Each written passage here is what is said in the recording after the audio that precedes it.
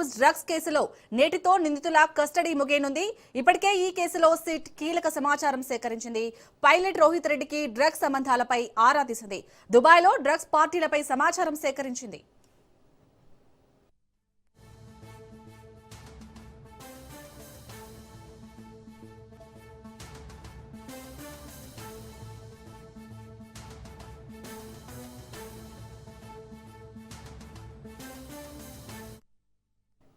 Moinabad farm house drugs కేసులో నేటితో నిందితుల కస్టడీ ముగియనుంది. ఇప్పటికే ఈ కేసులో సిట్ కీలక సమాచారం సేకరించింది.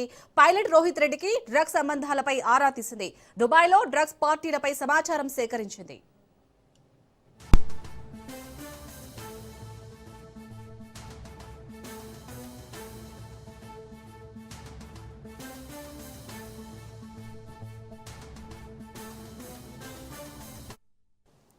మొయినాబాద్ ఫామ్ హౌస్ డ్రగ్స్ కేసులో నేటితో నిందితుల కస్టడీ ముగియనుంది. ఇప్పటికే ఈ కేసులో సిట్ కీలక సమాచారం సేకరించింది.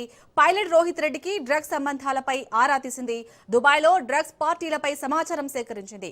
రైట్ గా ఇదే అంశానికి సంబంధించి మరిన్ని డీటెయిల్స్ ని మా ప్రతినిధి పవన్ అందిస్తారు. పవన్, ఇప్పటికే నిందితుల దగ్గర నుంచి ఎలాంటి కీలక సమాచారాన్ని రాబట్టింది, డీటెయిల్స్ ఏంటి? డ్రగ్స్ కేసుకు సంబంధించి సిట్ అధికారులు ఇప్పటికే వీరిని విచారించి చాలా కీలకమైన సమాచారం కూడా రాబట్టారు. అయితే రెండోసారి 3 రోజుల కస్టడీ కూడా తీసుకున్నారు. అయితే ఈరోజు చివరి రోజు కావడంతో ఈరోజు సాయంత్రము కోర్టులో హాజరుపరిచి తిరిగి చెంచల్గూడ జైలుకు కూడా తరలించనున్నారు. అయితే 3 రోజుల పాటు దీనికి సంబంధించి విచారించిన నేపథ్యంలో కొంత సమాచారాన్ని కూడా రాబట్టినట్టుగా మనకు తెలుస్తుంది. అయితే ముఖ్యంగా ఫామ్ హౌస్ డ్రగ్స్ పార్టీకి సంబంధించిన నేపథ్యంలో డ్రగ్స్ ఎక్కడ కొనుగోలు చేశారు, దాని తర్వాత డ్రగ్స్ పార్టీ ఫామ్ హౌస్లో ఎన్నిసార్లు ఏర్పాటు చేసుకున్నారు, దాని తర్వాత ఎవరెవరు హాజరయ్యేవారు ఎక్కువగా డ్రగ్స్ పార్టీకి సంబంధించి అనే దానిపైన కూడా ప్రధానంగా సిట్ అధికారులు ఇప్పటికే విచారణ కొనసాగించారు. అంతేకాకుండా 6 వద్ద డ్రగ్స్ కొనుగోలు చేసిన విషయాన్ని ఇప్పటికే సిట్ అధికారులు సేకరించి దానికి సంబంధించిన మనీ ట్రాన్సాక్షన్ ఏ విధంగా జరిగింది, అంతేకాకుండా డ్రగ్స్ ఎప్పుడెప్పుడు కొనుగోలు చేశారు, వాటన్నిటిని కూడా సాక్ష్యాధారాలన్నీ కూడా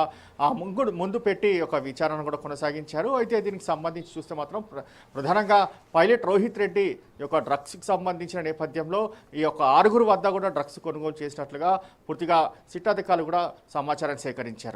అంతేకాకుండా గూగుల్ పే, ఫోన్పే ద్వారా దీనికి సంబంధించి మనీ ట్రాన్సాక్షన్ జరిగిందనే దానిపైన కూడా ప్రధానంగా కొంత సమాచారాన్ని కూడా రాబట్టిన పోలీసులు మనీ ట్రాన్సాక్షన్ ఎందుకు జరపాల్సి వచ్చింది దానిపైన కూడా పోలీసులు ఆరా తీశారు. మరోవైపు చూస్తే ప్రధానంగా ఢిల్లీకి సంబంధించిన వ్యాపారవేత్త నమిత్ శర్మ ఎవరైతే ఉన్నారో అతను పోలీసుల పైన కాల్పులు జరపాల్సిన దానిపైనే చాలా లోతుగా విచారించారు. పోలీసులు వచ్చినప్పుడు ఎందుకు కాల్పులు జరిపారు, అంతేకాకుండా రితీష్ రెడ్డి ఉన్న